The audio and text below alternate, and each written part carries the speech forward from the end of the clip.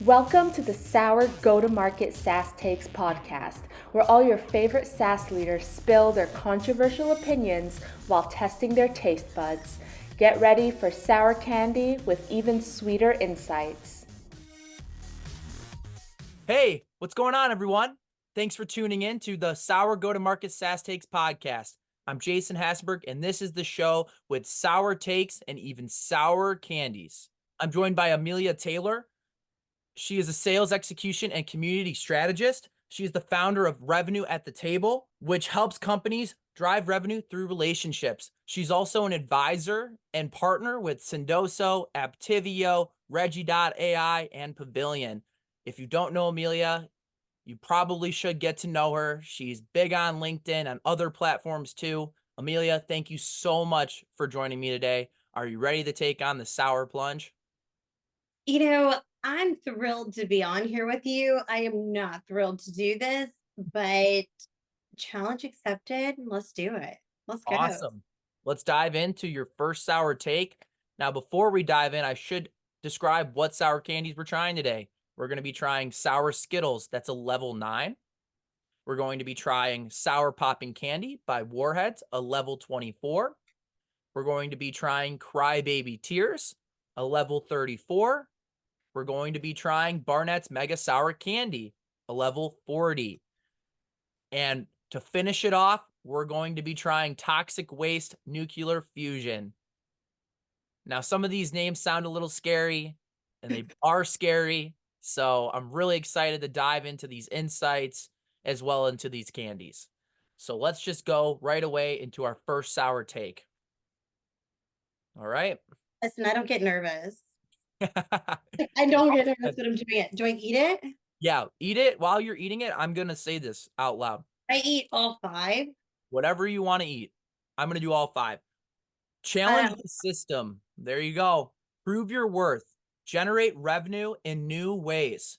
If no one challenges those who declare this is the way and do so with firm conviction and ROI to back it up, who will challenge the narrative we have always done things this way?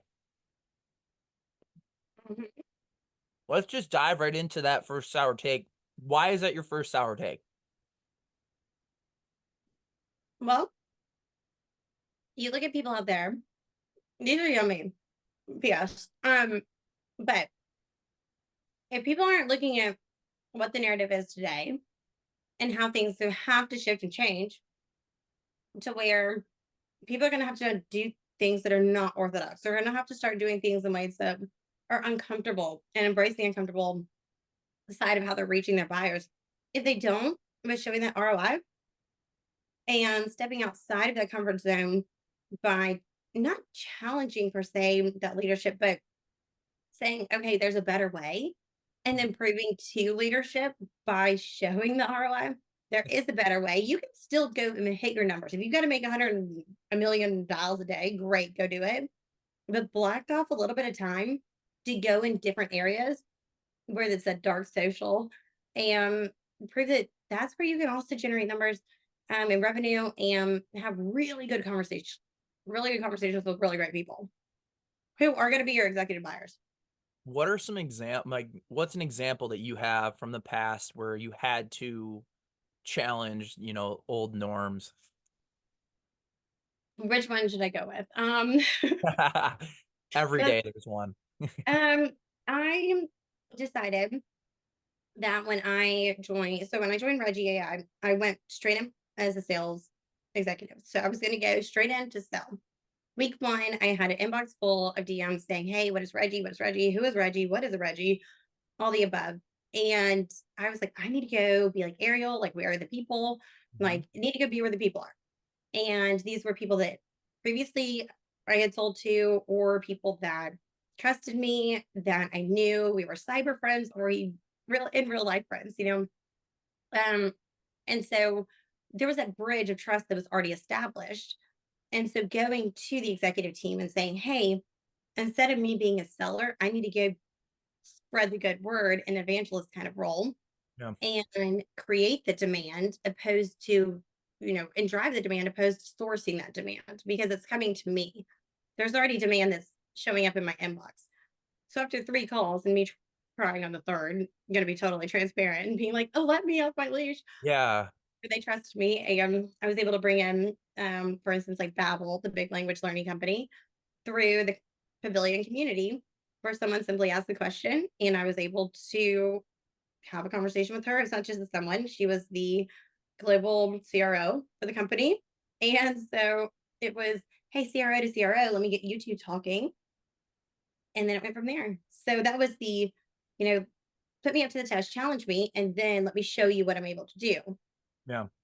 It's funny because I think with the new way of selling, and I would say it's all through communication and these communities, right? And building relationships. And it's something that I think a lot of the leaders in the SaaS world are starting to come around to. But there are definitely people who are at the top who still don't understand and just think that you should be dialing, all day. And I'm not saying you shouldn't be dialing all day, but it was great for you to actually see those emails coming in and being able to identify like, okay, all these people actually are interested. They just don't know who we are. And so Right. I need to get ahead of the game and actually dive into the communities and explain who we are so that when people are reaching out, they're not asking about who we are. They're like, hey, we know who you are. Let's get to the meeting and let's figure out how to work this and actually bring a deal in right away instead of having to teach them through email, right? Mm. It wasn't cold Yeah. completely. It was warm, it was right there Yeah. because of the previous things that I had done. Yeah. And so start now with building those warm relationships, because relationships turn into revenue, they turn into referrals, they turn into references, all the above. So you've got to build that now, that build, that trust bridge that people feel comfortable standing on because they trust you.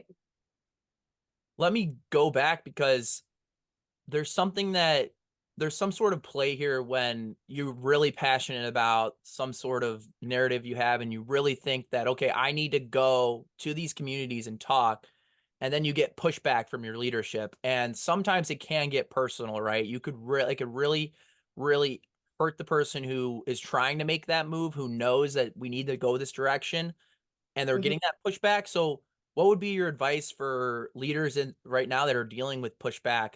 Um, how to deal with that and how to navigate that storm?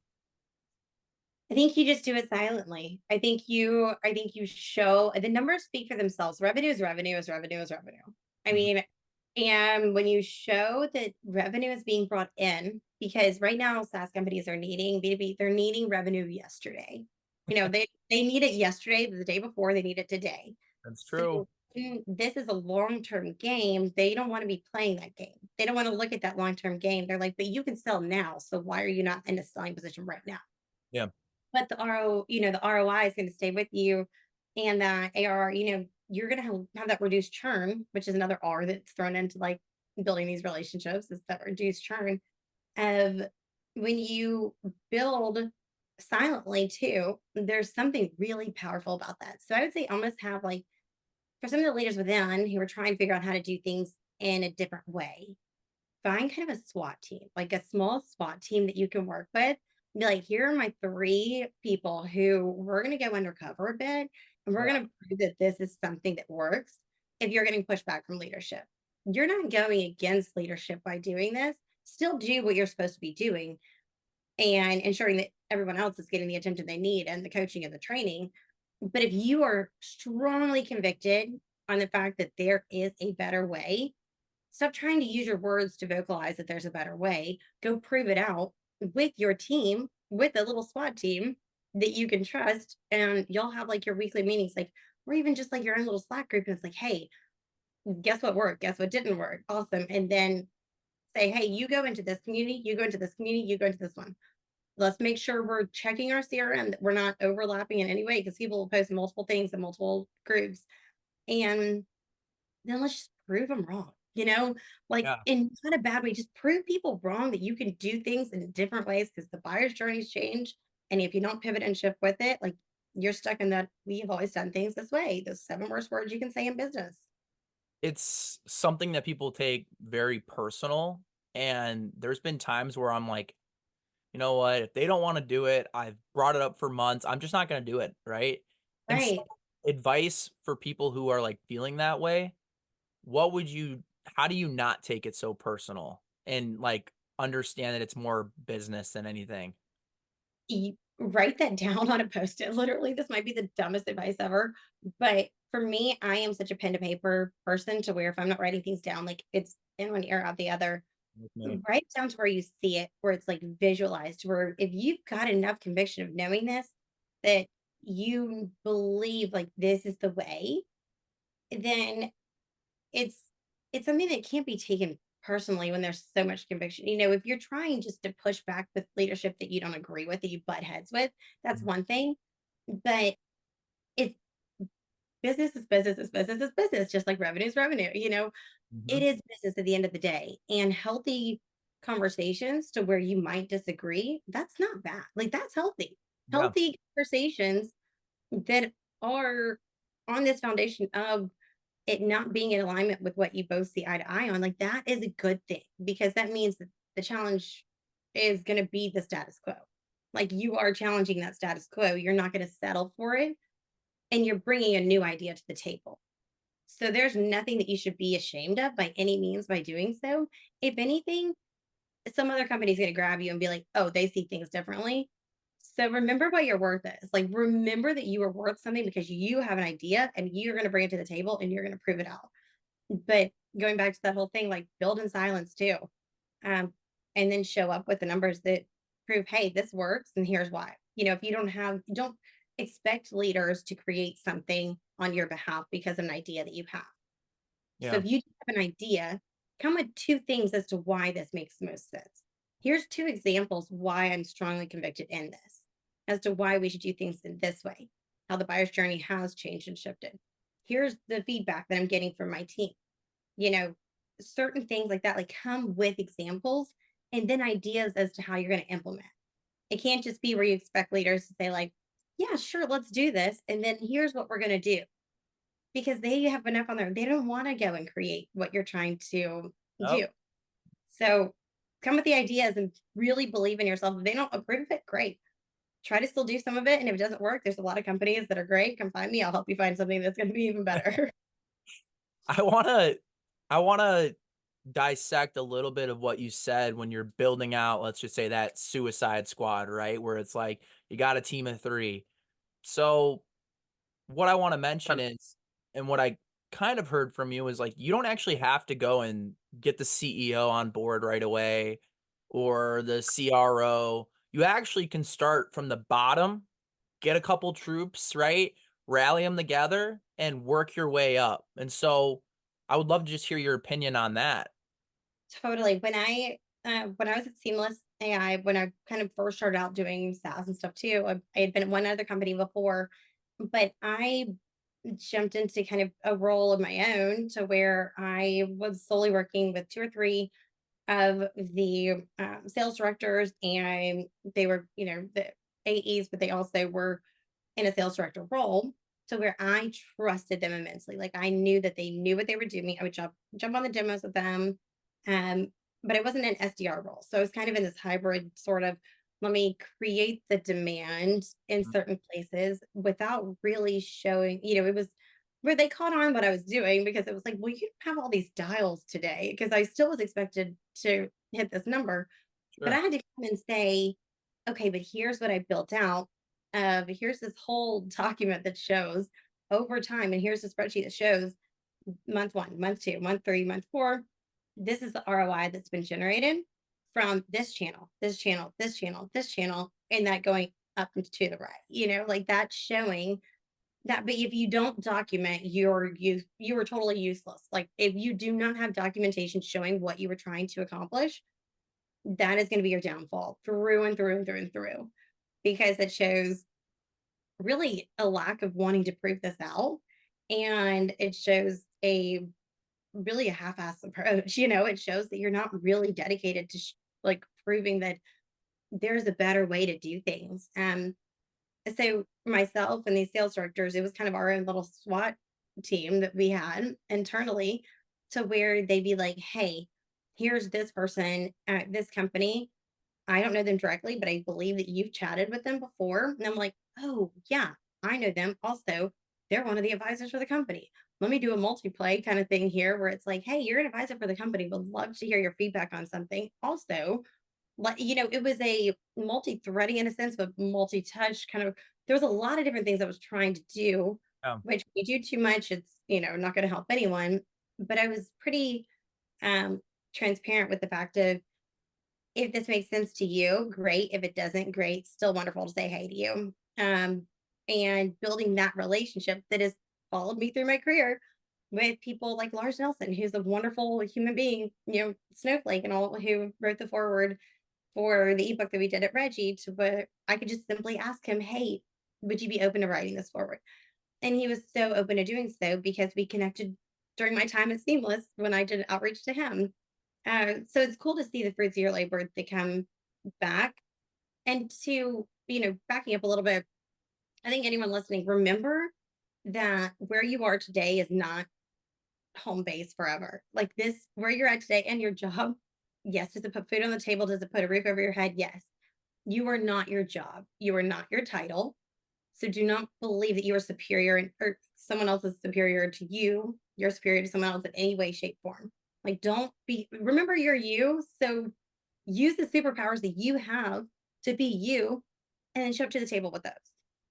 Yeah, I fell victim to that, exact feeling. And like the last 6 months have been just like very liberating to me because I went from living in the city and having, obviously a roof over my head and being able to pay for whatever I wanted to now I'm back in my parents' house. I didn't have a job for 4 months and I was like, shit, but I actually was happier because I wasn't feeling like, what I wanted to do. Like I always was feeling that there was constant pushback and there was constant stress and I wasn't what I was passionate about before turned into something I wasn't being passionate about anymore, right? Yeah, passion fuels. Oh God, if there is no passion behind what you're doing, get out of what you're doing. Go find your passion. Take a month or two if you can. Like, go figure out what sets your soul on fire. Go draw a big V on a sheet of paper. Do a whole SWOT analysis on yourself of like, this is what I like. This is what I don't like. Funnel focus it down to like one sentence. This is who I am. And just process of elimination.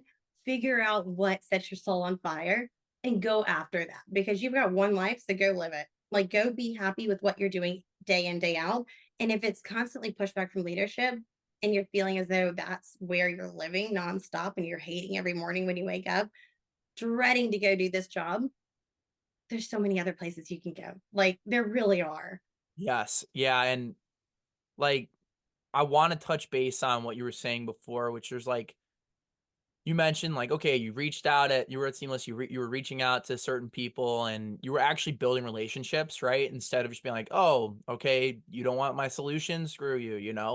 And Right. there's some sort of personal brand play here. And I don't want to take away from any other sour takes, but like when you're doing outreach, when you're actually doing these certain tasks, like I used to have someone, I remember 3 years ago, and it was like an automated message you would send through LinkedIn or, and it was ruining my reputation, right? And I'm like, and I just did it because my CEO wanted me to do it, right? And I'm like, I'm done. I turned it off. I said, I'm not using it. I'm going to I'm going to send out my own messages, right? And things started to flip. And we went from everybody who was on the team sending outbound messaging to everybody on the team now is actually sending personalized messages, building relationships. It was a people first strategy before even knowing that people first strategy was there. Right. I didn't know that I was doing what I was doing until I realized what I was doing later on. Exactly. This has helped my trajectory, my career, by simply helping people first and showing up for them, opposed to it being, let's automate the shit out of everything and then let's just go rogue. It was, there was actually thought and effort put into these messages that I was one-on-one doing, opposed to this, but when it comes to a community, there's a one to many and one to one approach that you're doing. If someone comments on something or they put, they post something that they're looking for some solution, when you say, hey, I think I can help with this, and you comment on that, that's a one to many and one to one approach because many are seeing that, but you're one to one responding to that individual. So then that's the referrals, that's the recommendations, that's the people who come in. They're like, hey, saw your comment that you help with this, would love to chat. Those are the unexpected demand drivers. You know, those are the unexpected creation of the demand when you Yes. didn't realize, you didn't mean to do so, but intentionally, like it's done. And by that comment, you know, you didn't mean to do so by sourcing it. You did so by a simple comment that it all comes back around in a circle.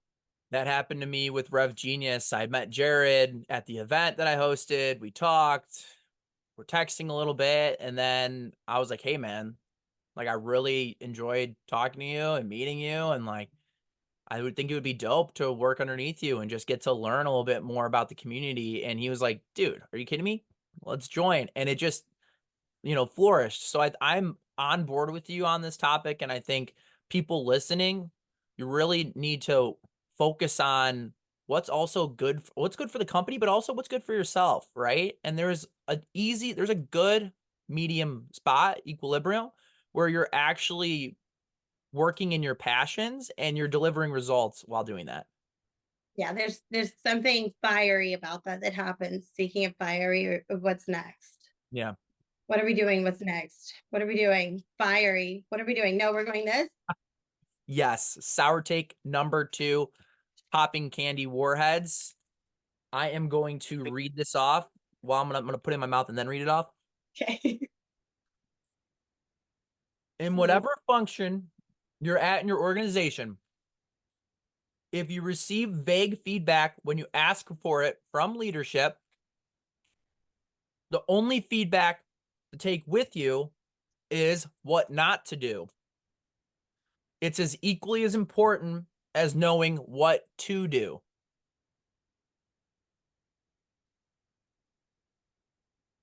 Stop. I like the popping sensation. Yeah. Man. Yeah. Oh, Your tongue's going to be blue now. so fun. Yeah, Oh, I thought, why not? Throw something in there. It's not crazy sour. It's building you up, but it's a unique texture and people seem to enjoy it. So it makes you want to dance. I feel like I'm like on the look at my time. Let me see your time. Mine's red. I had a red. I'm living that Smurf life, y'all. I like it. Okay, I'm ready. Look at All my right. time. Okay. Okay. You want me to read the sour take 2 again, or do you have it? Feedback again. One more. All Oh, right. it's too Here we too go. intransitive.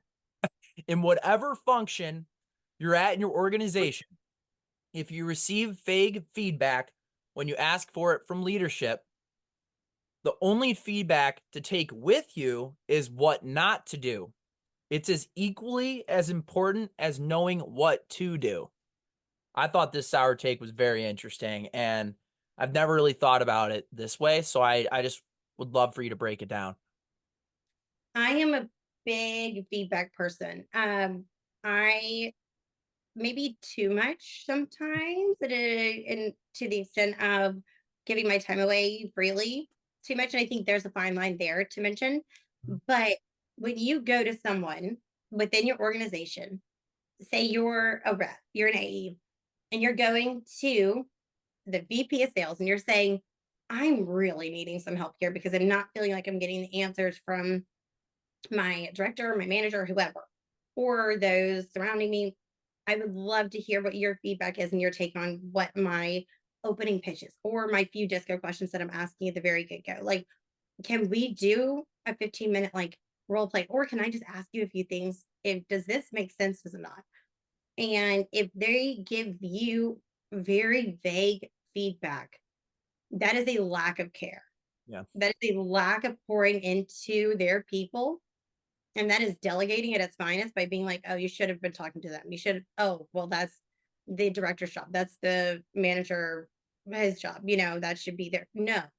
If you go to the CRO, and I challenge anybody to go do this, go to your CRO, CEO, whoever, go to your CEO and ask for feedback. Because if they don't value the fact that you're a rep asking for feedback from the very top of your, especially if CEO is your ICP, Yeah. if you're not going to them saying, can I get feedback from you based off the fact that you're the ICP that we would go after?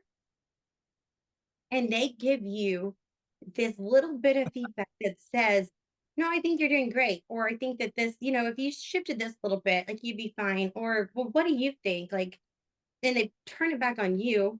Do they really know what they're even talking about? Oh my God. You're hitting the nail on the head here. Oh It, man. if the feedback that you take away from that is exactly what you don't do in an organization. And that is like what to do, like I said, and what not to do, equally as important, if not more important, knowing what not to do. And that's how you learn what to do, is by doing the opposite of what you should be doing. So when you see that firsthand, and then you realize, okay, I'm not getting the support within my organization, go outside of your organization. And that's how you're building more relationships too. It all goes back to people and relationships. Always. Yes. And I'd love to, I don't know if you have an example of this from your past time, but I'd love to Yeah. hear something. I won't name names because I'll be respectful here. But there have been actually a few times where I have gotten vague feedback to where it was, one, disheartening, two, felt almost like I wasn't valued enough to give me like my Yeah. time valued enough to be like, oh, let me pour into this individual, You weren't which is seen. a terrible feeling. Like you want to feel valued where you are at and that you bring something to the table. Being devalued by the sheer fact that you're getting vague feedback, that's a sheer sign that like what you're bringing to the table is a number and that's it. Yeah. It's not that individual, that person who shows up with you being uniquely you, with the gifts that you have and the superpowers that you have that are being enhanced and personally, professionally growing. Leadership should want you to be growing in both aspects. So, I've jumped on a call with someone before who was in a C-suite position, and I said, "Hey, can I get a little feedback from you? I'm getting from a CRO this kind of feedback, and Yeah. I'm super conflicted here because like they are having pushback galore on what I'm saying because they don't agree with what our product and our tool is able to do. What should I do?" And the feedback I received was, "What do you think you should do?" And I thought, okay, well, one, that's not a bad thing. And I was like, well, what I did was this. And they were like, well, that's not the way you should do that. And I was like, well, that's why I'm coming to you. And it felt like I was defending myself more than I was getting anything back. Yeah. So it's Yeah. like an empty cup already, saying, can you fill up my cup to tell me what I could be doing better? Based off you being in the C-suite position and also being a CRO, can you also tell me what the CRO is talking about as to, and this product more than I do because you were one of the founders of the product, Yeah. I should say. And it was almost a questioning back conversation, back and forth with me trying to uncover why are you asking me? What do you think I should do? I get that was maybe them trying to help me learn Yeah. what to do. Like they were out of the equation, but they weren't out of the equation. So the goal was, but they need answers right now because we're talking right now, Mhm. and they're asking for answers right now. And this is a really great account. And this is our executive buyer. How do I handle this in the very best way? And so I didn't need to have a dialogue back and forth of it being, well, what do you think you should do? Like, no, we don't have time for that. I don't need vague kind of things like that. One, we don't have time. And time is of the essence. Like, if you want this revenue yesterday, let's go ahead and get it today. Yeah. Because Let's get that bag, right? let's let's get that money back, yo. So it was disheartening because I realized like, this isn't who I can rely on for the feedback that I'm looking for because I never got a straightforward answer. Because I ended up just responding to the guy saying what I felt as though I needed to say. And then he was way more receptive to the fact that I didn't know what I didn't know and saying, hey, I'm going to ask internally, but I wouldn't put a timeline on things either. That's a big thing, y'all. Like when you put a timeline on things, like you are either going to make that relationship and that revenue happen, or you're going to ruin it. Like it can be ruined real quick when you say by end of day or whatever it is, and you don't do it by then because you don't know what life things are going to come at you and happen. And to where you can't fulfill that, and you're finding yourself at midnight sending something over, and you're like, oh my gosh, I'm not going to sleep tonight. And don't do that to yourself. Like, say, I will get this to you as soon as possible. Do not put timelines on things. But assure them that you're going to get them that, and then make sure you follow through with what you say you're going to do, even if it's from someone that you're getting feedback from that you need to go understand outside of your organization. Like, your customers are your very best people. Like, they're not on payroll, but they're the best employees that you have. So going to a CRO that might be your customer, they might be your account or not, but go to them and ask them, hey, I have a quick question. I know we haven't met before. Really great to meet you, but I'm talking to someone right now. Is this a challenge that you are seeing within using the tool? Super curious what your take is. You're building another relationship right there. Such a smart idea. Such a smart idea. And I heard like your solution to this problem, right, where you're not receiving feedback is to actually go out and find someone in the community to talk to about this, right? Either it's talking to a customer or maybe it's getting a mentor, right? Like if Yeah. you really need help with messaging, there's a lot of people out there that actually you could find and lean into. And all it takes is a little bit of back and forth conversation because like yourself, we all just want to be of value. We all want to be helpful. And we're not going to give that help out to just anybody, right? We actually like the person who we're giving it to, we want to know that they're going to take it and run with it. And so if you put a little bit of that time and effort into building the relationship and saying, hey, like I really could use this help, like it would really, it'll bring X, Y, and Z. Can you jump on a call? We're way more likely to jump on a call and help you. Yeah, So vulnerability is a superpower by itself. It really yeah, is. And ego and pride push to the side. If you can do so and show up to someone by saying, I know that with you being an XYZ role, this is right in alignment with who I'm targeting. I'm not getting the feedback that I'm looking for. And I am really trying to figure this out. Do you have a few minutes just to help me? Does this make sense or not? You know, people are more responsive and receptive when you come at them in a vulnerable kind of, and vulnerable is kind of a tricky word to use here, but not a begging. You don't want to come off as begging. You just are yeah, looking for a solution and an answer from people who have a good reputation, who are knowledgeable and who have been there, done that. So go and source the right people too. That is a big thing. Like, there's a lot of people who can tell you what to do. All advice can be heard, not all has to be taken. So know who it is that you're getting this advice from. Absolutely. And if possible, go to the same person who's going to be your ICB. yeah. And if you have like a long-term relationship with the person and it's not just a one-off convo, you know that they're more aligned with like helping you be successful, right? They're not just sending over like a list of 5 bullet points in their playbook they made online, right? So now I want to shift gears because we've been talking about going externally from your company and maybe even talking to customers, but has there been a time where you're like, okay, you're trying to talk to, let's say, the CRO, and maybe you're not like 100% on great terms with the CRO, but you know someone in the organization, maybe it's your VP of sales, who has a better relationship with them, and so they're like your internal champion, right? Have you dealt with situations like that? And how would you advise people to deal with a situation like that? I think that's not, I mean, I don't know how common that is, Yeah. but build a solid, like, let's use the buzzword authentic, build a genuine conversation or relationship with that internal champion to where you can have a safe conversation to where it's not going to Yeah. that executive. Like, they're not being like, hey, guess what so and so said? Like, "Oh, let's avoid that at all costs because you are going to be out the door in 2 seconds." And be known as like the little gossip king or queen. Yes. If you can go to that person and be like, hey, we don't see eye to eye or communicate the same way that y'all do, is there a way where you could bring this topic up? Because here's Yes. why I feel like it's so valuable.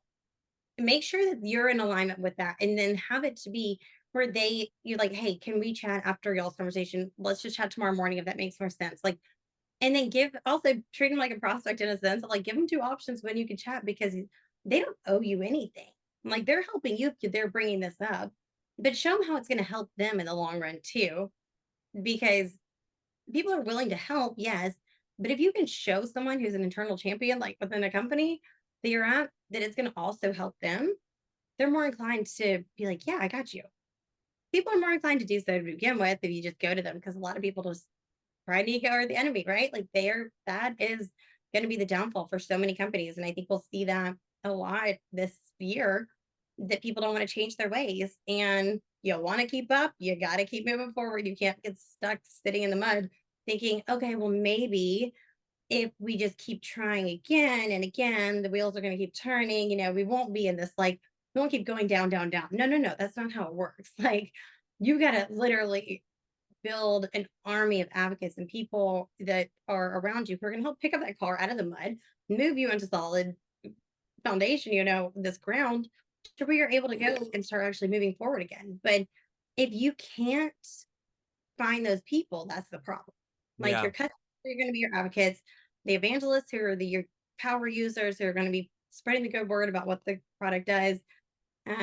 The people who believe in you, who know what you're doing, the advisor network that you have, the communities that you're a part of, those are the people internally, that also are able to kind of have a voice within social. Build that up, because that matters. Your people matter. People are going to be the movers and the shakers that make a company go round. Like, they will. And Yes. so, knowing if leadership is not going to be supportive of what it is that you're trying to accomplish, again, there's a lot of places where you could go where they might be. And let me just toss this out there: horizontal growth is not a bad thing. You might want to be going up and to the right. Like, I'm going to go and be an AE, I'm going to be a director of sales, I'm going to be a VP of sales, I'm going to be a CRO. Da, da, da, da. Great, if that's the trajectory that you want. But don't be afraid to look at the horizontal growth that you can have, because, again, knowing what you don't know is a really good place to be, because you learn so much about yourself and your passions that might be not exactly what you thought that they were, because conversations bring up certain things. I didn't realize that I was super passionate about partnerships. That's been a new thing that I've been like, oh, I really want to go dive into partnerships. And I'm seeing this whole new opportunity, this whole new world of what's possible there, and having conversations with people around that wouldn't have come to fruition if I was still doing what I was doing before. And Yes. so, stepping outside of that and growing and knowing that, okay, right now I'm not going up and to the right, like, I'm going horizontally and I'm growing, then I'm learning who Amelia is and what I bring to the table the most, and how I help in the very best way by eliminating the things that aren't going to be serving others or myself. And it's okay to have those things that you're good at evolve, right? Like, there's no worry. Like, if you're going to be focused on partnerships, like, all to you, right? And I think that there are people out there who are like, oh, I'm an amazing cold caller, I'm an amazing emailer, and that's like, and that's okay if you want to focus on that and do that. I'm not saying that you can't. I'm just saying that be open to change, be open to actually, to growing into different ways of generating revenue, because cold calling you can still do, you can still send cold emails, but there are different ways out there to actually help the company, the bottom line. Totally. Think of it at the bottom. I mean, where's revenue generated? It's at the top of the funnel. Yeah. So when you ask, like, where are you losing, within the funnel, their answer is like, well, in the funnel. Okay, cool. Bottom of the funnel, top of the funnel. Like, what's your win-loss rate? Oh, and it's like, you don't know. That's the answer. It's you don't know. When you don't know, you don't know. That's not good within a company when that leader cannot answer those questions. So I challenge people to even go ask those certain questions, so you know where you're losing. And even go to your marketing side and ask them, like VP of marketing, whoever it may be, and your CMO, and say, hey, can I ask you a few questions? Like, that will show that you care about the trajectory of the company and that you're trying to achieve XYZ for your own personal growth and your career growth. Go talk to people. Nobody's status makes them better than anyone else. Yes. And just to double down on that, like sales intel, we have a notification when someone writes a review in G2, we get that notification. We see right away the bad, the great feedback, the negative feedback, and, the different things. And I think like something we're really focused on this year is actually going out and talking to our customers and making sure that we're rallying around them, and we're a basketball team, right? We're that point guard. We're passing the ball off to people who can make plays, right? Oh, And so I love it. I think there's some sort of control too, though, when you think about Why are companies stuck in their old ways? Why are they, you know, really pushing us away from like really trying new things? And there is some sort of like control, right? It's their baby, it's their company, it's what they build. They don't want to see it fail.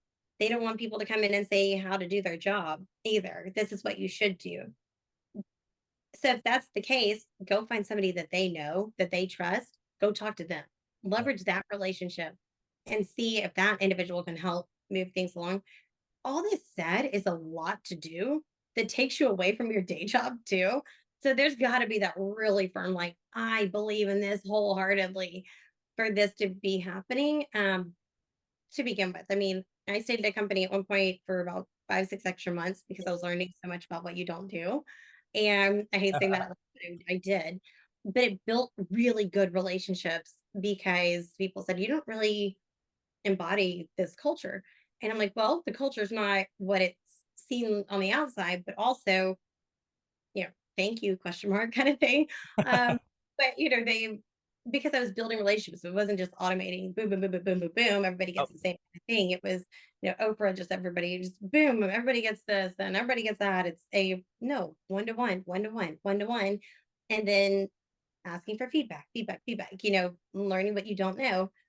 So when you're stuck in this whole defending your role and what you're bringing to the table, reflect on that. Like, reflect on how much time you're spending defending what you're doing opposed to generating revenue for the company and showing up with what it is that you are really good at. Like, if you're spending more time defending, it's time to go. yeah. Yeah, that's a great way to end this sour take number 2. Thank you so much for that was just great insights right there. So we'll go right into sour take number 3. That's going to be crybaby tears. Now I'm going to do all 4. You don't have to. Melissa did though do all 4. So Oh, okay, Melissa. Did Christina? all right. LinkedIn isn't the only world that exists. Multi-channel your content, especially if you want to build executive relationships. They aren't in the light most of all the time. I couldn't agree more with this. I think a multi-channel approach, it's something that a lot of companies are like, oh, we do omni-channel marketing. And it's like a buzzword, but I want to hear your 2 cents on this. Yeah. It's hitting me a little bit. Oh, just wait till the next one. If that's hitting you, oh gosh. I'm keeping these. I feel like they're soft on the inside. Yeah, I chewed them. So I take a should I should have just done like swallowed them. second. Like, That's no fun. that's what I did with the hot wings with mac and when Yeah. I was Oh, hot. See, sour I can do, but hot I just can't do. Like, especially if it gets on my lips, it's just burning, you know? sorry. Okay. Ooh, okay. What did you even say a second ago? All right. Are we ready? Sour take number 3. LinkedIn isn't the only world that exists. Multi-channel your content, especially if you want to build executive relationships, because most of the time, those executives aren't even in the spotlight. Yeah. So I've recently learned this. I would say over the past like 5, 6 months. So I'm trying to build more through like Instagram because I learned a lot of like these PE firms, VC founders, like they love to showcase their families and their yachts and stuff on Instagram. Like, deal. And it's not saying all of them are, stuck in this whole like gaudy way. No. But there's been really cool friendships that have been made with people that I'm like, whoa, why are you even talking to me? Why are you even offering to help me in any way? Also, if there's some correlation between if somebody's an advisor within your company and you go and find them within a different platform other than LinkedIn, because what if LinkedIn, think about this, it dies tomorrow. It is done. You are done. You are shot. I What are you going to do? I don't know what I would do. Now you got me scared. I mean, if it's done, like, where are all those, like, who cares about all these connections? Like, But if all those people are done, like where are you having it to where you know who these individuals are? Do you have relationships enough in other places? Or do you have it to where, I mean, knowing the people within your circle is huge, but also there's a whole lot of people who are following like your content. So go find them if they're in other places too. But the executives, they're not in the spotlight because they might have a ghostwriter who does their things, or they might just delegate within their company, or they don't believe in social. Yes, a lot of them don't. No, and so like they think it's the most ridiculous thing ever. So show me the ROI on that. When look, okay, I was seeing if you were gonna drink water first, and so I feel like I feel like a winner right now because you just for me, even though I have like my massive jug here. Denver Hills sponsor me. But it's going through. So here's an example, for instance.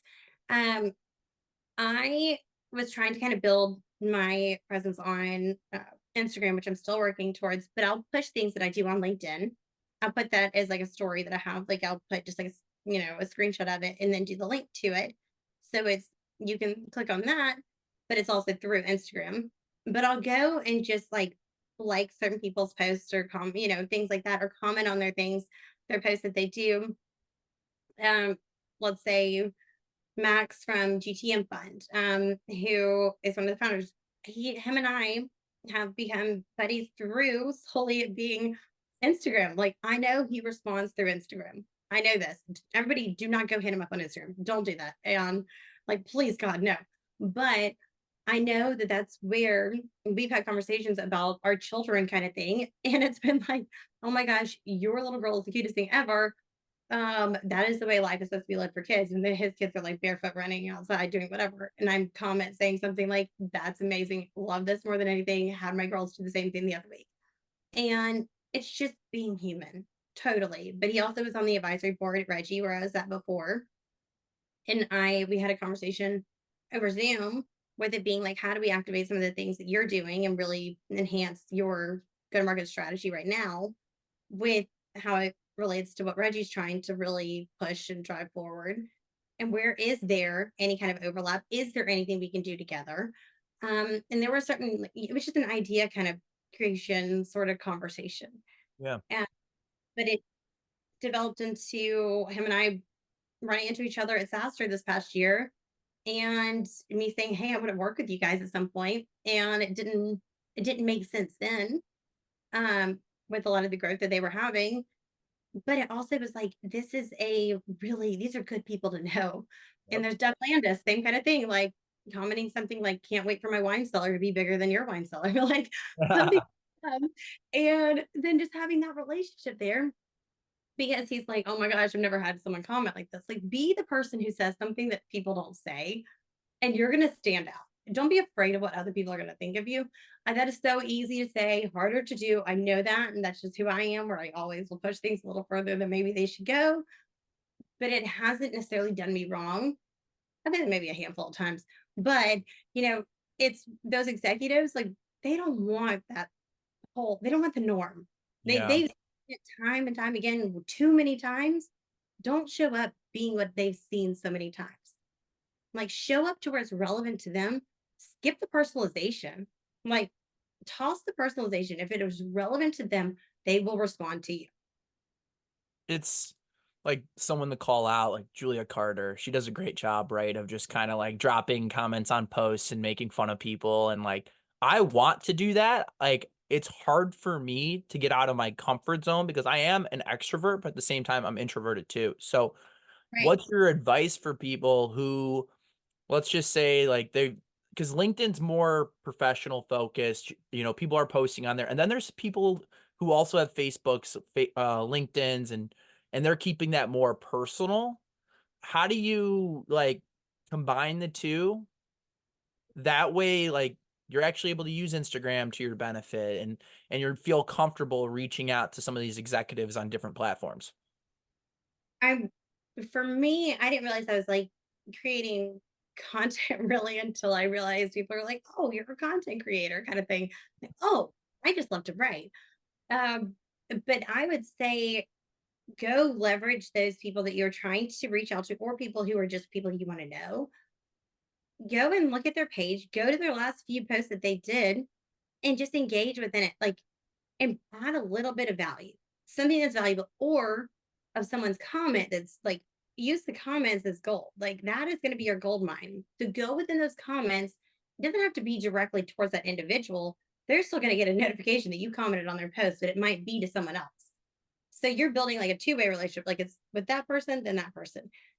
I would say, I don't know, 4 out of 10 times you're going to get a DM from that individual saying, like, love what you shared with this, because that's what I've seen happen in my own instances where I've gone out and commented on someone's post, where I've reached out to someone within the comments or commented on their comment, and they've reached out to me saying, hey, really appreciate you adding to what I shared.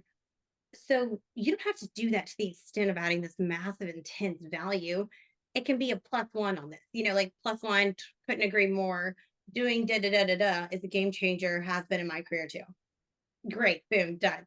You don't have to be a Slate Julia Carter. Shout out, love that girl. Got to hang out with her in Tampa not long ago, and she is so fun. But not everyone has to go. Like, she is a breed of her own when it comes to being herself through and through. So don't look at other people as who it is that you need to go and um, emulate. Like, you don't have to go and become Yes, someone. be who you are.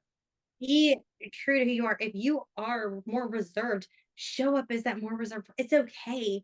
And be vulnerable in that sense of saying, hey, I'm pretty reserved when it comes to saying all this, but here's something that I truly believe in. Let your passions be what drive you to even create to begin with. If Uh, you have passion and conviction, go create and comment and share and show up for other people. When you show up for other people, it's a whole nother game changing kind of world that you're in, because people see that and they acknowledge it. And I mean, there's been people who I'm like, oh my gosh, you were always on my post and you were cheering for me and you were so kind.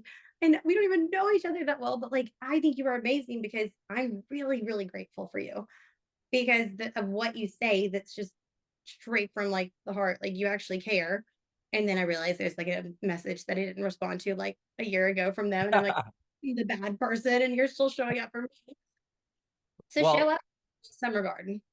when and it's one, it's easy to say, okay, jump on all these different platforms, right?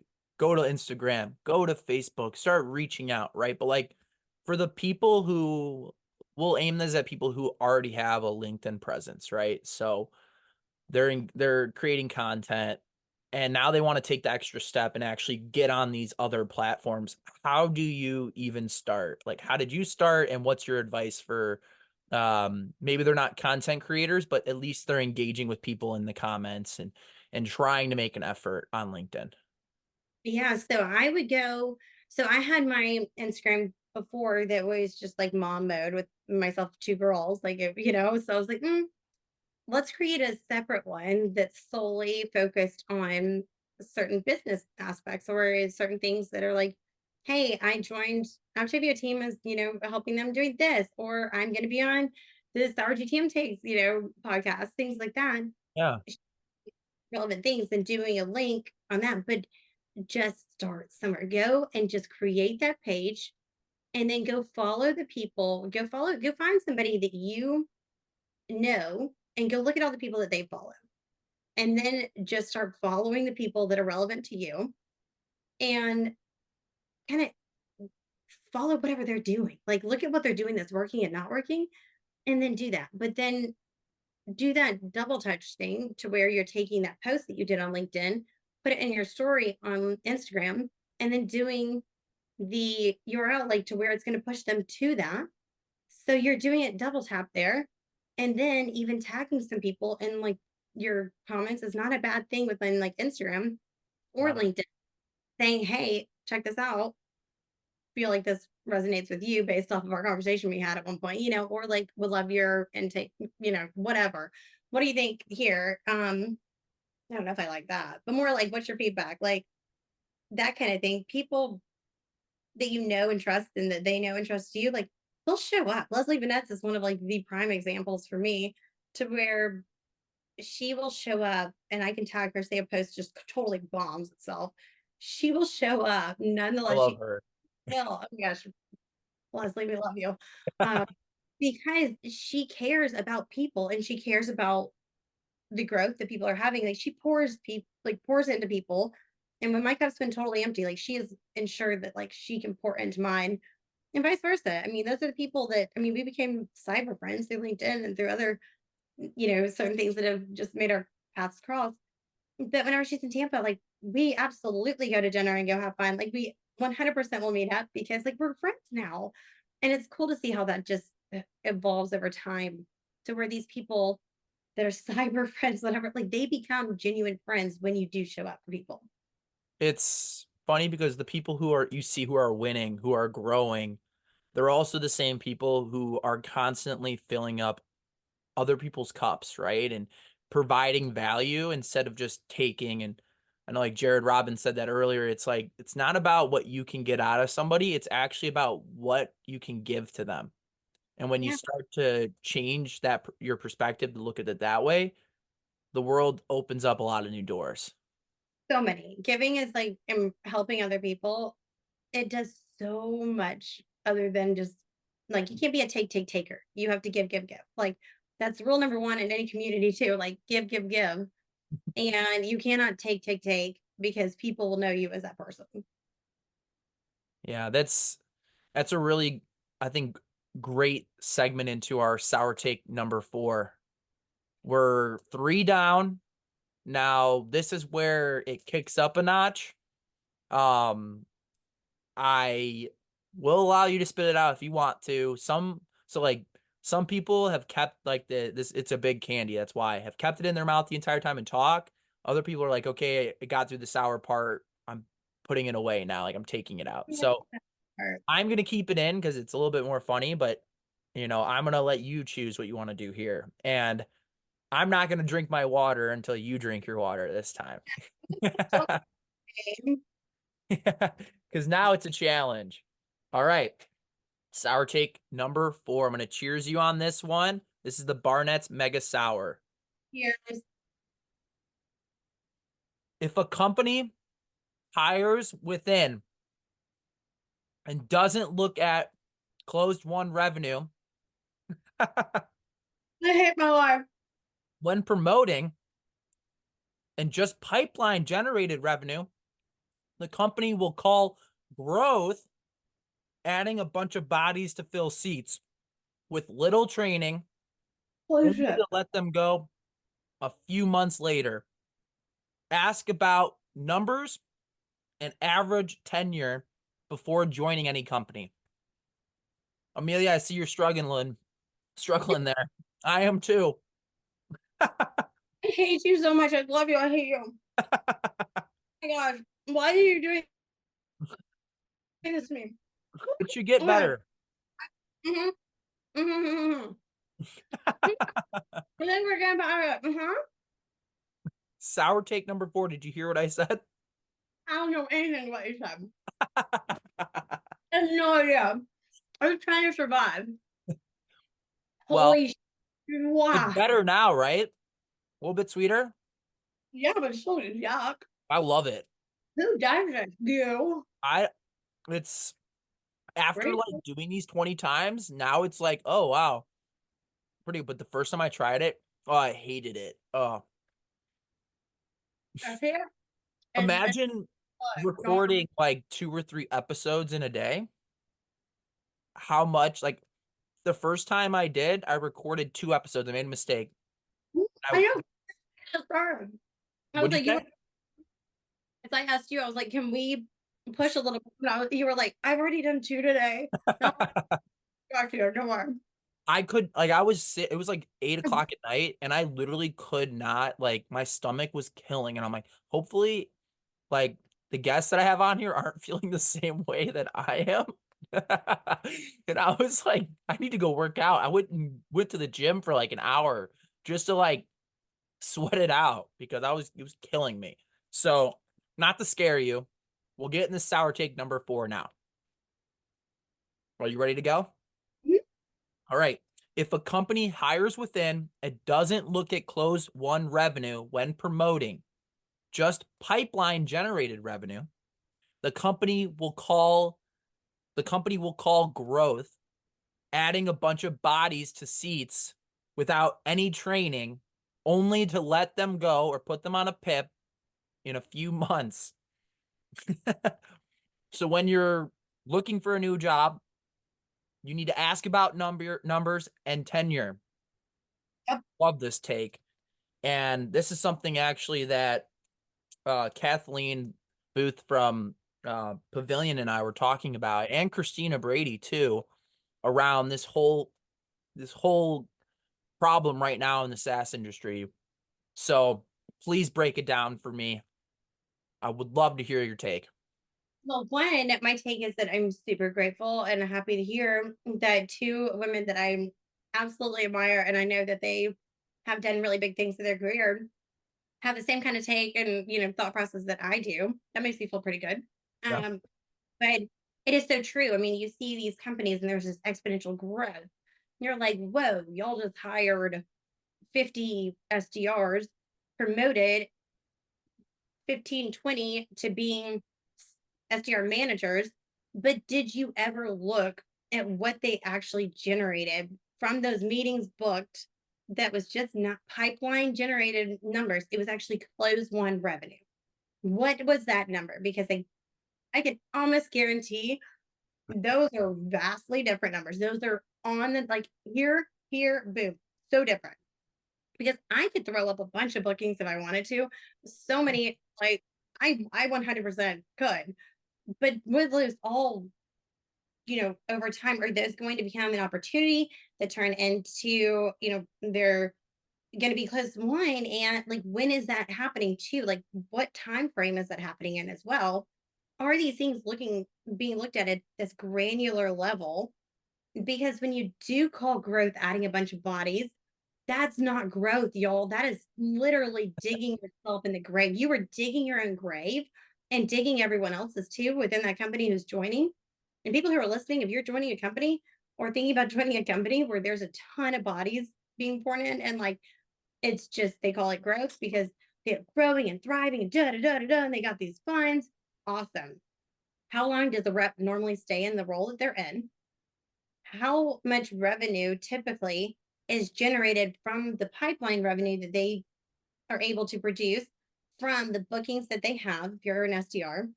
And how do you work with the AEs directly? Are you able to work with them directly? Because I think that says so much with the relationship between an AE and SDR. If you are able to work hand in hand and have conversations to where it's not just like, oh, this was tossed in someone's calendar. They don't know the conversation you have with that person. Like they have no idea. And No. it's that matters. Like it matters for the trajectory of what that is for that rep too. Like that's SDR to get to that next level. If they do want to become an AE, to know how an AE goes from not knowing, maybe having just like very vague notes in their CRM about, or no notes, they just have to look up who the company is, how they actually are able to transition that into having a really good conversation, into having that close one revenue, hopefully, or marking it as closed loss because maybe it's not qualified. What's qualified, what's not. Like asking that question. What is the average tenure for an AE here? Like ask outside of the, where you want to be going, ask the tenure of that. Yes. What does it look like? Even asking like, what does growth mean to the company? Based off the core values that y'all have. Read a core value that they have, show that you've done your due diligence and you know what you're doing. But asking those very granular questions is going to show you if they know what they're doing or not within the company. I mean, leadership, and I've learned this one too many times, is going to be the backbone of the company because they are going to be making a lot of those decisions. Like you can challenge them all you want to, but at the end of the day, they're going to make them. And good leaders are going to want to see you grow professionally and personally. Like I said, if you are not doing that and you don't feel as though you're able to grow professionally and personally based off of the sheer fact that numbers are going to be what they're going to, you're a number. You become a number, Yeah. and you're in the Squid Games kind of thing. Like you basically are fighting just to get to that next spot. You can't have, like, what relationships are you driving within your organization with people if you're butting heads on things because you don't see eye to eye, or it's okay, I'm against you Sure, healthy competition is amazing. You should have competition within your organization, absolutely. But when you don't have the right training or the right coaching, and coaches don't know how to coach and trainers don't know how to train because nobody's teaching them how to do so, and asking how are reps being trained today to grow both professionally and personally, because you'll see these companies where these, SDR managers or whatnot, they're promoted because the pipeline, just the number of bookings that they've had. And it's like, oh, wow, you booked XYZ amount of things. But how many were qualified? How many turned into close on revenue? How many actually moved the needle for what you were trying to do? How many were with the decision maker? How many were just like, an IC where it's like, hey, I just needed this booking to meet my number? What metrics are showing what metrics are out there that are saying, hey, this means that you get to be in this role, that you get to move Yeah. up. Yeah. And And during the tenure of that matters. Drinking water. yeah, You can there you go. I will too then. But there needs to be some level of transparency, right? Like if you're promoting somebody based on the performance and you actually have those numbers and it's not a favoritism play or right because they're the one that's most active in the Slack channel, like I see that all the time, like they're buddy with the CEO, right? So they're just moving them up. If there is some transparency there, they need to get out. But the transparency is very important because if you're able to talk to the team, right, and it's a learning lesson. Say you have an SDR that's moving up, bring the SDR team together. Say, hey, Josh, he did a great job doing A, B, C, D, E. Here's the revenue that he was generated. Here's how active he was with the AE that he was working with. Here are the actual reasons why we promoted him. That actually sets the bar and shows the other SDRs around. Wow, okay, I actually have a clear path to Great. become an A, right? Clarity is key. If there's not clarity as to what you're doing, you're just running rogue, calling it a strategy. And rogue is not a strategy that I can say this with all my heart and soul and might and strength because I have tried to call rogue a strategy so many times in my career and I have tried to justify it far too many times to where I learned if I want to go play in the big leagues, I can't bullshit my way to the big leagues and I can't go talk that business acumen with people who are already in the big leagues. I can't go, my Siri thinks I'm talking to it right now. It probably is taking a note of what I'm saying. Stop it.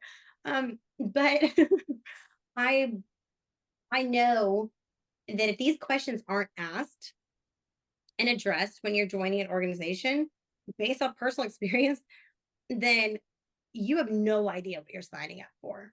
It might look like the prettiest thing on the outside, but when you see how much like dysfunction's happening internally, when you get inside, it is so eye-opening and disheartening. And you're like, holy shit, you're tricking the universe right now. Y'all don't know what you're doing or who controls what.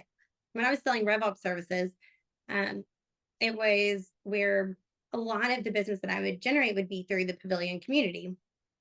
So I would go, and set up my keywords and stuff like that to where I'd be the first to be notified. I'd be notified right away when someone's saying, hey, I'm looking for someone to come help us figure out when is the best time to switch from HubSpot to Salesforce. We're growing, just got our Series B, something like that. Boom. Perfect, ideal person to chat with. I would comment, hey, I think I can help you out with this, sending you a DM. Would shoot them a message, verbatim comment, say what they said. Like, hey, I know that you guys are just congrats on getting your Series B. I believe I can help you. We help a bunch within the community. I'm with so and so. And based off of what you said, here's what we do. It makes sense to have a conversation. We'll love to do so, even to say hello and network well. And intentionally, here's my calendar link for the sake of simplicity. Some people love it, some people hate it, that approach, but it'd be 9 out of 10 times someone would book on my calendar with Great it tip. simplicity. Like, Yeah. let's make life simple. And in doing so, it was where the relationships were. I mean, it was, if I couldn't help them, then, and I could see that they didn't know what in the world they were even doing. It was like, wait, you're trying to tell me that you have 8 different gifting platforms and you have 6 different like CRMs, but you don't even know. You don't even have a CEO right now. You have your like, I don't know. You've got your social intern who is your interim CEO right now is filling in. Like, holy messy times over there.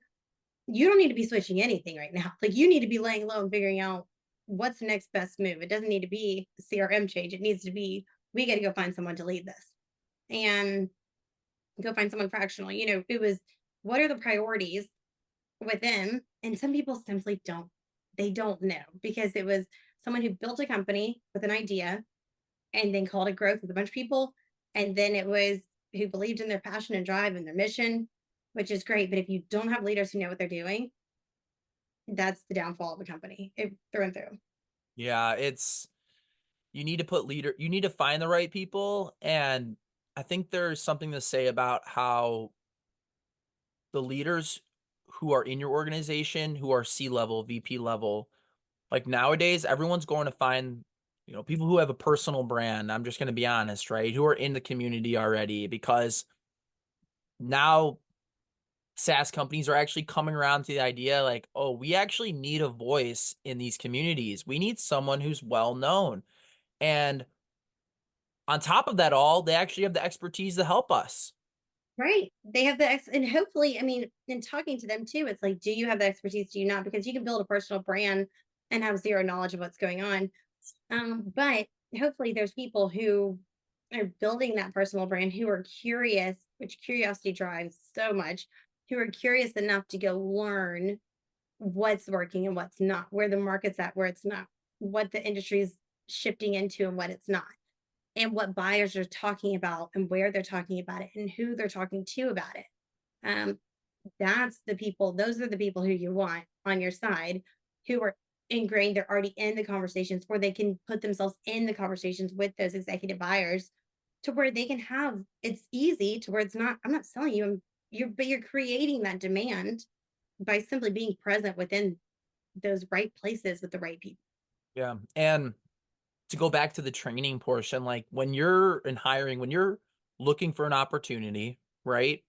And like for me, when I was looking for opportunity, I was looking at companies who had leaders who were on LinkedIn, who were posting, who had the values that I really cared about. Right. Because that to me it spoke to me. And I was like, all right, I'm going to reach out to these people. I'm going to try to find my way through in the door that way. And I think that's something that companies don't think enough about, which is like, oh, the hiring piece that comes to being within the community. Oh, totally. I mean, it that matters. Like, find people who are understanding the market, who also are the people who have influence too. And I don't want to say the word influencer, but I'm saying it out loud. Hate that word, but the people who actually have a voice. Jed Marley is a really great example of someone who knows email through and through, who understands automation, who understands AI, who understands personalization, who understands deliverability. Jed Marley is your guy to go to when it comes to things like that. Like, he gets it. And there's the people that I mean, the right people to go to when you start getting ingrained and understand and start, I mean, be a lurker for a little bit. That's fine. But also ask questions within these communities. Like, hey, by this, what do you mean? Like, and go in the DMs with someone who is they're a 3-time exit, da, da, da, da, da, da, whatever. And you're like, oh, you were so above me. No, they're not. They just were able to do things that you don't know how to do yet. Like, that's all it is. Like, you don't know what you don't know. And that is something that's okay. So take a step back and realize that, and then go approach them with I don't know, and I'm trying to learn because I want to be able to fulfill the things that you've done. And can you help me in showing me this? And if they can, great. If they can't, they're going to point you in the right direction more than likely of someone who can. They were in your shoes at one point, right? Like every single successful person has at one point looked to someone else. And I know we're getting to another sour take. I don't want to spur it off too much, but like looked to someone else and said, can I need help, right? I don't have a playbook for this. I don't have a strategy for this. Like, what are you thinking about it, right? And it could be the same thing for a company too. Like you could lean, and this is why I think getting mentors is incredibly valuable, right? Like Jill Well, Rowley, we talked Jill, about, see right? Jill, love Jill. We love Jill, we Jill. love her, right? Love you, Jill. But having someone like that in your corner that you can talk to who knows the industry like the back of their hand and knows a lot of people easily can detect, hey, stay away from this company, or hey, what about this? Because like I remember talking to her. sorry, Candy got me. And I'm she's sorry. like, dude, have you ever thought about not doing like SaaS? Have you thought about potentially going and doing something totally different? Like, I know you love sports. Like, what if you worked with the Chicago Bulls or the Chicago Cubs, right? And I like made me take a step back, right? And I had to think for like days. I was like, well, she's right. I would love to do that, but I do like. Then I came to settle. I was like, I actually love technology and SaaS, and it pushed me to actually think though about the decision I was making. Exactly. Again, draw a V on your sheet of paper, y'all. Process of elimination. Who are you? What do you like to do? All these things. And then come up with 1 or 2 lines of like, this is who I am. This is what I solve for. This is what I love to do the most. Like, what I do best is I help companies drive revenue through relationships. And I know that to be true based off of what I've done and what my passion is. But it took me a bit to come up with even that sentence alone, because I was like, I help this, I do this. And it's like, but what do I like to do? Like, who is Amelia when I look at a year from now? What is it that I think back and, or hold on, scratch that. Let's think about like when I step out of a room, if I'm talking in a group with people and someone says, who is that girl? I want to be known as someone who is the best at helping companies drive revenue through relationships. I want to be that person. So who do you want to be when you step out of a room and people ask who that girl is, who that guy is? So think of that. And that is so powerful about narrowing down who it is that you really truly are at your core, because your brand can be, it can, you can go in multiple places, but if you can't do like a step by step of like analysis on yourself of, but does this make me happy? Does this make me feel fulfilled? Am I going through the motions? Okay, step back. Yes, I am. Take a step back. So doing that, documenting it all, and then asking yourself, and my dear friend Robbie, who he talks like this, he's wonderful. He asked me not long ago, he said, Amelia, a year from now, with the Amelia that you are today and the Amelia that you are a year from now, is that Amelia going to look back and say, oh, I tolerated what I was doing? Like, are you tolerating something? And I was like, ooh, that's a powerful way of looking at Yeah. things. That I'm tolerating things right now in my life. Would I tolerate this a year from now? No, there's certain things that are a big hard no. Yeah, hard no. Hard no. So then you really look back, you think, all right, we gotta make some shifts. We gotta make some pivots here, because I'm not gonna tolerate what it is a year. Like if I want to grow and be who I want to be, I can't tolerate certain things right now. Yes. Yeah, that's a great way to lead into our sour take number 5. But before we do, I want you to drop a message for companies who think growth is just hiring a bunch of people and not training them. Like, what do you want to tell them? Because I can tell you have a fiery passion for that. I do. It makes me angry. It makes others me to the nth degree, because when you're doing that with so many people, if you do not have people in leadership in place that knows how to give the right kind of coaching to each individual, because these are individuals trying to learn and grow that you are hiring. It's not just bodies, it's not just numbers. They are not a number, they are a person. If you don't have the right people who can pour into those individuals and say, hey, hey, Jason, I know that you are better with having it come to Jesus in the corner kind of talk instead of a slap on the back, go get him, tiger kind of talk. Like knowing how people are best coached, that is going to prove to you if the growth that you are having is actually powerful or enough to pour into people where they're going to professionally and personally grow. If people start leaving real quick, like, something's not working. So look in here too of how long people are staying, and in those exit interviews, don't make them so like bam, bam, bam, what was good, what was it? Like, no, like really get granular with what could we have done? Like, what is it if they choose to leave? What could we have done? Yeah. Because if you're trying to grow, I'm a firm believer in less is more with the right people. Um, you get the right people in the right room, in the right circle, in the right corner, you can make mountains move totally. But when you throw a bunch of people in who don't know how to coach and don't know how to train, it starts with the coaches and the trainers. I mean, because the backbone of the company is going to be those who are driving that revenue and pushing things forward based off the opportunities that are created from what their outreaches that they're trying to do, trying to drive that revenue. So even having leadership, a C-suite person, pouring into that VP of sales, it's everywhere within the organization. Who is coaching who? How are they doing it best? And do you know how to coach? I think it should be part of every onboarding that everyone does is an assessment. How is this person best coached?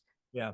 Kyle Asay actually had a post yesterday, I think, about training and how everybody who gets brought into MongoDB has a mentor that's over them and is actually actively working with them. And I think that's a great tactic for some tech and SaaS companies out there who are like thinking about this, like, oh shit, like actually I've done that. Like this year, we just hired 30 reps and we're spinning our wheels, right? Like focus on the coaching, focus on the skill building, right? And like you said, it starts from the top and it trickles down. Like if your CRO isn't training and helping your VP of sales, then there's an issue. And I'd like to say this, which you brought to mind. In your exit interview, if there's an exit interview and you're learning more about the person during the exit interview than the entire time they were at your company, that's a red flag. You need like that right there. Problem. Yeah. Then for sure you didn't spend enough time with them. Yep. Right? Blindly, and you just called them a number. Yeah. You'd Yeah. ask them before your exit interview, like, what's your last name again? Like, we have a problem. Yeah. Like, what are your interests? Oh, it's Where are you like, located again? yeah. No. When I was onboarded with Sales Intel, which is 2 weeks ago, Yep. they gave me a sheet, which was like, I'm an align sheet, which was like 5 or 6 different directions. Like one was go meet, these 20 people that you're going to be working close with and not just Slack message, get on a call with them, talk about their interests, talk about what they do.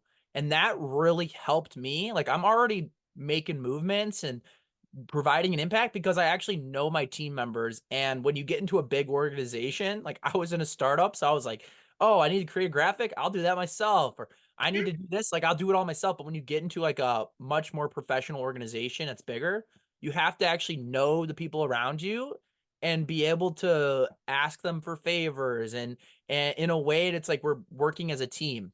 Right. Like become friends. Like when I was at one company, it was like the Salesforce admin dude and I were like this all the time because I'd mess things up and I'd be like, hey, so you know like how you know how to do this? And like I don't. And I'd be like, also, I think you're really cool. And he'd be like, what do you need, Amelia? And I'm like, well, and then I would end up like sending him, like Uber Eats or something because I'm like, thank you. Because like go be kind to people at the same time. Like go be kind to people who help you. Yes. Don't go spend all your money, right? But Yes. like hey, $10 is not going to make or break you. Hopefully, if it is, then go find a new job. But um, go do some outsource work, whatever. Go jump on WeWork, whatever it's called. But it's go show up for. It goes back to showing up for people. Literally, all of this goes back to building relationships, even within the company. Within the company, outside the company, build relationships. It shows up in so many different areas of your life. And then it carries through to the next company, to the next company, and the trajectory of where you want to go, and the people that are going to be mentors or those that are going to hold your hand when you're trying to figure out life in and of itself, who are going to ask you, hey, do you want me to respond to you with advice or do you want me to just listen? Those are the people that are in your corner. And that was something Katie said to me one time when I called him and I said, I don't know what I'm doing like right now. And he's like, do you want my advice or do you want me to just listen to you right now? And I was like, thank you. And I just start crying. I'm all, and I'm like, that's all I needed to hear is that you care, like, but I needed someone to give me advice then. And I was like, thank you for even asking because unsolicited advice, that's something that people won't vocalize. Like sometimes they need it, but they won't say, hey, I'm looking for advice. They just, so knowing, I think that's a huge takeaway for a lot of people. Like when people come to you saying, do you need me to listen or do you need advice here? Like that's something that really is huge. And that's how you can learn how to really help people too, knowing how they're best coached and, how they're best taught. We'll move to sour take number 5. Okay. I got it ready. Paste. Here we go. I'm not ready. Drop it. Should I throw it in my mouth? I'm doing it. We'll do it right now. Okay. Wow. Easily 50%, if not closer to 75%. That's cool. How did that happen? I did this. Easily 50%, if not closer to 75% of playbooks created and monetized are compiled renditions of another creator's version of another creator's playbook that was also revised and edited by XYZ, which too isn't solely their words. Creating your own playbook will take you way further than rogue guidelines written in vain. Oh, I love the ending of this sour take. And I hate this with all my heart. this one's tough. This one's sour the entire time. Oh, good. I love that. I'm about to just see if I choke and die and swallow it because I hate them. What did you say? The hot take here is Oh, there's yeah. playbooks that people Oh, have created that are playbooks of other people's playbooks, and those playbooks are other people's playbooks, right? No one's creating something totally original. And so when you're building out your own playbook, your own go-to-market strategy, don't just take someone else's playbook and put it down and say this is going to work. Take the time to actually create your own playbook. Obviously, find mentors, people in the community to ask questions, but that's going to get you much further than following a playbook that's vague, right? So that's a hot take. I hate playbooks. Oh, I cannot stand. I get it. Go monetize, sure. Everyone should go and be able to monetize in their own way. But if you go through some of these playbooks, especially like an SDR playbook or messaging playbook or the blah, blah, blah, this is going to make me go crazy. I'm waiting for it to get smaller so I can just swallow it. yeah. If you bite into it, it'll be even more sour. So, like, the inner part is the sour. I'm just gonna swallow it in a second. There's no one here, so if I died, Not at all. I signed a waiver. We're good. Okay, so here's the but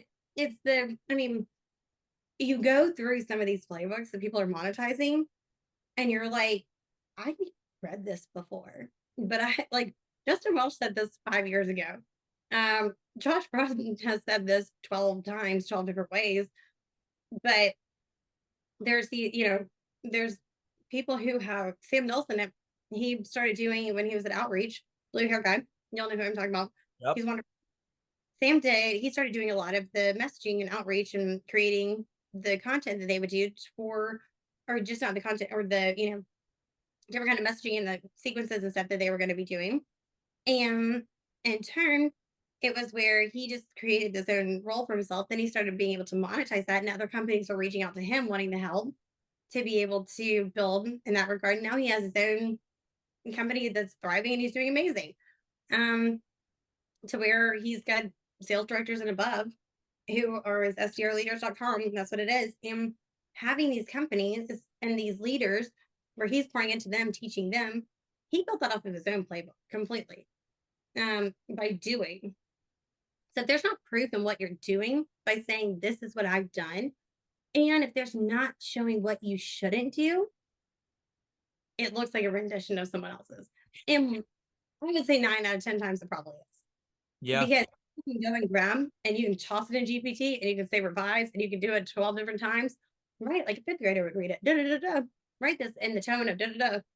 You can change things to where the AI has learned your tonality. They've learned certain things that it can shift into looking like it's yours. Yep. So that's on you, people. If y'all are doing that, stop it. One, stop the playbooks. I don't care. Stop it. People get lost in the playbooks, right? Who's reading your playbook? I'm not reading. You send me a 100-page playbook, I'm probably going to read a couple paragraphs. I probably won't open it. Okay. Depends on who it is. If it's someone who has a whole new idea, concept, and maybe it's like, hey, I'm looking for feedback from people, like certain individuals on this. Yeah, love that. Sure. Don't toss it out into the world without getting feedback first if you are trying to create a playbook. Go find people who are going to actually give you, honest to God, good feedback of like, this makes sense, this does not make sense. Yeah. And the people that you would gear this towards. So go to people who are kind of thought leaders or those who have created playbooks or whatever. Go to the right people to get that feedback. And again, all advice can be heard, it doesn't have to be taken. So understand who it is that you're going to, and then see what you a delicate shower on the inside because I feel like the inside's hot. I swallowed it. Just swallow. Yeah. I did it. Done. You're done. I Let's did it. go. I did it. Flex on my haters. I did it, y'all. Melissa, I did it. I want to wrap things up here. What, if there's one piece of advice that people can take from this show that you hope they can take and walk away with, what would it be? I don't care what your status is, what your, where you're at in your career. If you don't put relationships at the very forefront of what it is that you're trying to do, take away numbers, take away everything that you're trying to accomplish, your day in, day out stuff. If you don't walk away from your day saying that I built one relationship with someone new today, or had one kind of outreach in an unorthodox kind of manner, or connected with someone and didn't say anything other than maybe you connect with them and then you send them a message like, hey, been chatting with a few people on your team and just wanted to say hey to you as well. Have an awesome weekend. Cheers. That's all you have to do. Yeah. You will get a response from being you. Like, be you, build relationships, stop overcomplicating everything, because really, you think about it, nothing's that important. No one's that important either. No one's thinking about you as much as you're thinking about you. So you're thinking, oh God, people are going to be judging this about me so much. Like, oh, I assure you they're not. They're not thinking about No. you, the one that's keeping them up at night. They're the ones keeping themselves up at night thinking about what they did that day.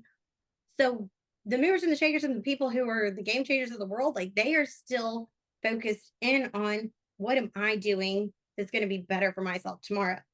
If you have that mindset and you write that down, stick it on a post-it note, whatever, uh on your desktop, like, have it in plain sight. Visualization is so powerful. When you read that and you see it, like, stay in my lane, build a relationship, and even like you write it on your sheet of paper, whatever. Like, if you got a little checklist, like, put a little line, put someone's name in there, like, fill it in during that day.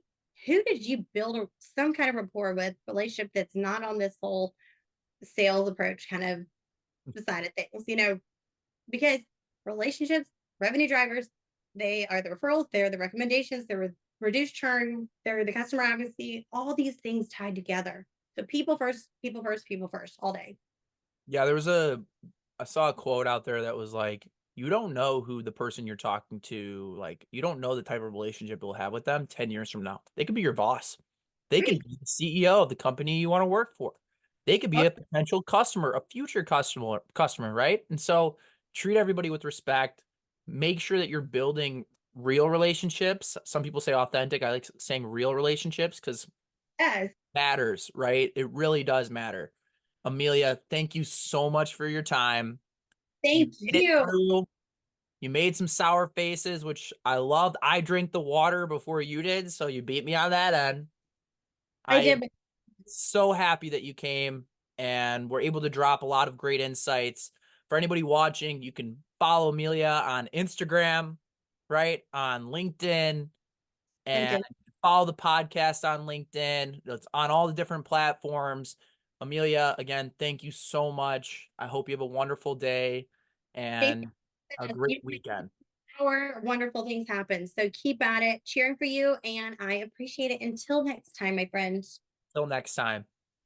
Bye. Thanks for listening to the Sour Go-to-Market SaaS Takes podcast, sponsored by Sales Intel, TAC, The Juice, Rev Genius, and Hockey Stack. More bite-sized content is available on our LinkedIn, YouTube, TikTok, and Instagram.